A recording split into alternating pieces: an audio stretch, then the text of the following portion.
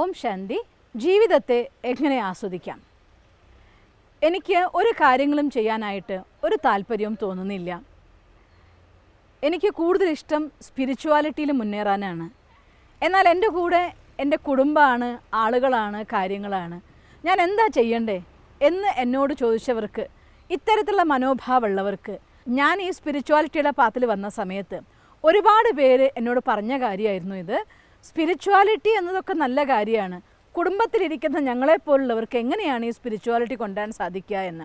ഇന്ന് അത്തരത്തിൽ ചിന്തിക്കുന്ന എല്ലാവർക്കും വേണ്ടിയാണ് ഞാൻ ഈ വീഡിയോ പറയുന്നത്. വാസ്തവത്തിൽ സ്പിരിച്വാലിറ്റി എന്ന് വെച്ചാൽ അർത്ഥം അത് കുടുംബത്തിൽ നിന്ന് മാറി നിൽക്കുന്ന ഒന്നല്ല. സ്പിരിറ്റ് എന്ന വാക്കിൻ്റെ അർത്ഥം ആത്മാവ് എന്നാണ് അർത്ഥം.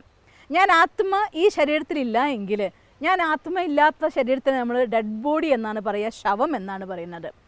സിമ്പിളായിട്ടുള്ള ഭാഷയിൽ പറഞ്ഞാൽ ശിവം പോയതെല്ലാം ശവം. ശിവം മീൻസ് മംഗളം. ഇതിൻ്റെ ഉള്ളിൽ മംഗളം എന്ന് പറയുന്നത് ഞാനാകുന്ന ആത്മാവാണ്. ഈ കണ്ണുകൊണ്ട് കാണുന്നുണ്ടെങ്കിലും, ചെവി കൊണ്ട് കേൾക്കുന്നുണ്ടെങ്കിലും, ഈ മുഖം കൊണ്ട് ആഹാരം കഴിക്കുന്നുണ്ടെങ്കിലും, സംസാരിക്കുന്നുണ്ടെങ്കിലും, ഇന്ദ്രിയങ്ങൾ കൊണ്ട് കർമ്മം ചെയ്യുന്നുണ്ടെങ്കിലും, ഇതെല്ലാം ചെയ്യുന്നതായിരിക്കുന്ന ഞാനെന്ന് പറയുന്ന ശക്തി ആത്മാവാണ്. അപ്പം ഞാൻ ആത്മ ഉള്ളിടത്തോളം ആത്മാവിന് ഈ ശരീരത്തിലൂടെ കർമ്മങ്ങൾ ചെയ്യാൻ വേണം. പക്ഷേ കാര്യങ്ങൾ ചെയ്യുന്ന സമയത്തുള്ള നമ്മുടെ മനോഭാവത്തിലാണ് നമുക്ക് വ്യത്യാസം വരേണ്ടത്. സ്പിരിച്വാലിറ്റി എന്ന് വെച്ചാൽ അർത്ഥം കുടുംബത്തിൽ നിന്ന്, സമൂഹത്തിൽ നിന്ന് മാറി നിൽക്കാനുള്ളതല്ല, നല്ല കുടുംബത്തിനും നല്ല സമൂഹത്തിനും വേണ്ടിയുള്ളതാണ്. സ്പിരിച്വാലിറ്റി എന്ന് വെച്ചാൽ അർത്ഥം മൂല്യങ്ങൾക്ക് ആധാരമായതെന്നാണ്. സ്നേഹമില്ലാത്ത കുടുംബമില്ല, സ്നേഹമില്ലാത്ത സ്പിരിച്വാലിറ്റി ഇല്ല. ശാന്തിയില്ലാത്ത കുടുംബമില്ല, ശാന്തിയില്ലെങ്കിൽ സ്പിരിച്വാലിറ്റി ഇല്ല. അതുകൊണ്ട് ഈ ജീവിതത്തിൽ ഏതൊരു കർമ്മം നമുക്ക് ചെയ്യണമെന്നുണ്ടെങ്കിലും ശാന്തി വേണം, സ്നേഹം വേണം, ആനന്ദം വേണം. സ്പിരിച്വാലിറ്റി ആളുകൾ ആഗ്രഹിക്കുന്ന എന്തിനു വേണ്ടിയിട്ടാണ്? ശാന്തി വേണം, സ്നേഹം വേണം, ആനന്ദം വേണം. ഈ ഭൂമിയിലേക്ക് നമ്മളെല്ലാവരും ഇറങ്ങി വന്നിരിക്കുന്നത് തന്നെ നമ്മുടെ മൂല്യങ്ങളെ പങ്കുവെക്കാനാണ്. ശാന്തി, സ്നേഹം, ആനന്ദം, ശക്തി, പവിത്രത, കരുണ, ആനന്ദം. ഒരു കുടുംബത്തിൽ, ഒരു കൂട്ടത്തിൽ, സമൂഹത്തിൽ ജീവിക്കുമ്പോഴാണ് ശാന്തിയും സ്നേഹവും ആനന്ദവും ശക്തിയും ഒക്കെ പങ്കുവെക്കാൻ സാധിക്കുന്നത്.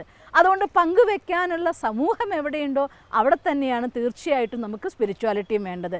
പക്ഷേ സ്നേഹത്തിൽ സ്വാർത്ഥതേനെ മാറ്റിക്കൊണ്ട്, സ്നേഹത്തിൽ സ്വാർത്ഥത കലരുമ്പോൾ അത് നമ്മൾ മോഹം എന്ന് പറയും, അറ്റാച്ച്മെൻ്റ് എന്ന് പറയും.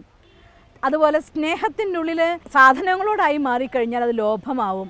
സ്നേഹത്തിൻ്റെ ഉള്ളിൽ പദവിയോടായാൽ അത് അധികാരത്തിനോടുള്ള മോഹം വന്നു പോയാൽ അത് മനുഷ്യൻ്റെ ക്രോധത്തിന് ആധാരമാവും. സ്നേഹം തൻ്റെ ആശയങ്ങളോട് മാത്രമായാൽ അത് തീവ്രവാദമാവും. അതുകൊണ്ട് സ്നേഹം ഒരു മനുഷ്യന് അത്യാവശ്യമായ ഒന്നാണ്.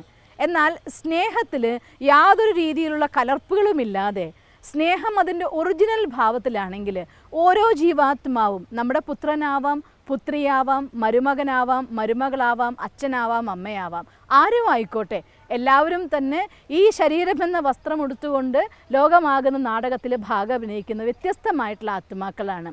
ഡിഫറൻ്റ് ആയിട്ടുള്ള റോൾ അഭിനയിക്കുന്നവരാണ്. പക്ഷേ വാസ്തവത്തിൽ നമ്മളെല്ലാവരും ആത്മാക്കളാണ്. അതുകൊണ്ട് നമ്മൾ ഒരാളെ കാണുന്ന സമയത്ത് എൻ്റെ പുത്രൻ എന്ന് കാണുമ്പോൾ, എൻ്റെ പുത്രൻ എന്ന രൂപത്തിലുള്ള ആത്മാ എന്നുള്ള രൂപത്തിൽ അവരെ സ്നേഹിച്ചാൽ, അവരുടെ മൂല്യങ്ങൾക്ക് വില കൊടുത്തുകൊണ്ട്, അവരുടെ ആശയങ്ങൾക്ക് മൂല്യം കൊടുത്തുകൊണ്ട്, അവരുടെ കർമ്മങ്ങളെ ആദരിച്ചുകൊണ്ട്. ഞാൻ ഇപ്പോഴും ഓർമ്മിക്കും എൻ്റെ അമ്മ കുട്ടിക്കാലത്ത് പഠിപ്പിച്ചൊരു പാഠം. എൻ്റെ വീട്ടിൽ 9 മക്കളുള്ള അച്ഛൻ്റെ അമ്മയുടെയും മകളായിരുന്നു ഞാൻ. ഇളയ പുത്രനായിരിക്കുന്ന അമ്മയുടെ 9ാമത്തെ പുത്രൻ ഒരു ദിവസം വീട്ടിൽ കാല് നീട്ടിയിരിക്കുകയാണ്. നമ്മുടെ വീട്ടിലെ കട്ടളപ്പടി എന്ന് പറയില്ലേ, നമ്മൾ വാതിലിൻ്റെ കട്ടളയുടെ മേലെ കാല് നീട്ടിയിരിക്കുകയാണ്. അമ്മയ്ക്ക് ആ വാതിൽ കടന്നു പോകണമായിരുന്നു. അമ്മ പറഞ്ഞു, മോനെ കാല് മടക്ക്, ഞാൻ കടന്നു പോട്ടെ എന്ന് പറഞ്ഞു. അപ്പോൾ അവൻ പറഞ്ഞു, അമ്മയല്ലേ, അമ്മയ്ക്ക് എന്താ കാല് കഴിച്ചു വെച്ച് പോയാൽ എന്ന് ചോദിച്ചു. അപ്പോൾ അമ്മ പറഞ്ഞ വാക്ക് ഞാൻ ഇന്നും ഓർമ്മിക്കും, നീ എൻ്റെ മോനാണ്, പക്ഷെ ആത്മാവിൽ ആരാ വലുതെന്ന് ആർക്കറിയാനാണ്. അപ്പം അതുകൊണ്ട് ആത്മാവിൻ്റെ രൂപത്തിൽ ആരാ വലുതെന്ന് എനിക്കറിയില്ല. അതുകൊണ്ട് തന്നെ എനിക്കൊരിക്കലും മറ്റൊരു ആത്മാവിനെ അനാദരവ് കാണിക്കാൻ കഴിയില്ല. കാല് മടക്ക് മോനെ, അമ്മ കടന്നു പോട്ടെ എന്ന്. അപ്പോൾ ജീവിതത്തിൽ തൻ്റെ കർമ്മങ്ങൾ എന്ത് ചെയ്യുമ്പോഴും തൻ്റെ ഇളയ പുത്രനോട് പോലും ആത്മീയ സ്നേഹത്തോടെ കണ്ടാൽ ആ സ്നേഹത്തിൻ്റെ പരിശുദ്ധ ഭാവത്തിൽ ആത്മാവിനെ എത്ര വേണമെങ്കിൽ നമുക്ക് ഉയർത്താനാവും. അതേസമയം അവിടെ ബന്ധനം ഉണ്ടാവില്ല. അതുകൊണ്ട് കുടുംബത്തിലിരുന്നു കൊണ്ട് മൂല്യങ്ങളെ നിസ്വാർത്ഥമായ രൂപത്തിൽ, ഭാവത്തിൽ അനുഭവിക്കുമ്പോൾ, അതിനെ പങ്കുവെക്കുമ്പോൾ അതിൻ്റെ പേരാണ് സ്പിരിച്വാലിറ്റി.